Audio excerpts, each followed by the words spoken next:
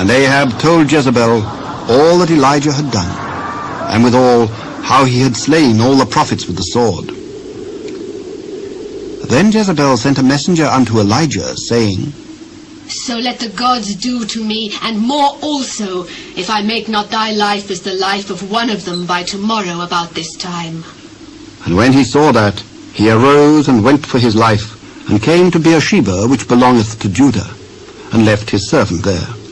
But he himself went a day's journey into the wilderness, and came and sat down under a juniper tree. And he requested for himself that he might die, and said, It is enough. Now, O Lord, take away my life, for I am not better than my fathers. And as he lay and slept under a juniper tree, behold, then an angel touched him, and said unto him, Arise and eat.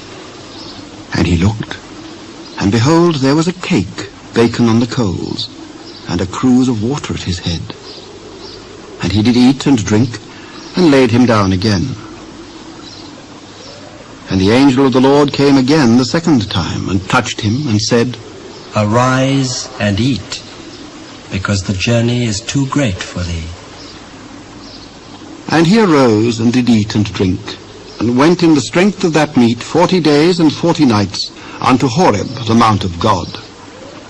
And he came thither unto a cave, and lodged there. And behold, the word of the Lord came to him, and he said unto him, What doest thou here, Elijah? I have been very jealous for the Lord God of hosts, for the children of Israel have forsaken thy covenant, thrown down thine altars, and slain thy prophets with the sword. And I, even I only, am left, and they seek my life to take it away. Go forth and stand upon the mount before the Lord. And behold, the Lord passed by, and a great and strong wind rent the mountains, and brake in pieces the rocks before the Lord. But the Lord was not in the wind. And after the wind an earthquake, but the Lord was not in the earthquake. And after the earthquake a fire, but the Lord was not in the fire. And after the fire a still small voice.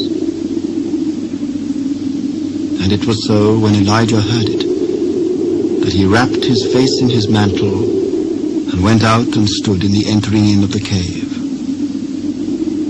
And behold, there came a voice unto him, and said, What doest thou here, Elijah? I have been very jealous for the Lord God of hosts, because the children of Israel have forsaken thy covenant, thrown down thine altars, and slain thy prophets with the sword. And I, even I only, am left, and they seek my life to take it away. Go, return on thy way to the wilderness of Damascus, and when thou comest, anoint Hazael to be king over Syria, and Jehu the son of Nimshi shalt thou anoint to be king over Israel. And Elisha the son of Shaphat of Abel-Meholah shalt thou anoint to be prophet in thy room.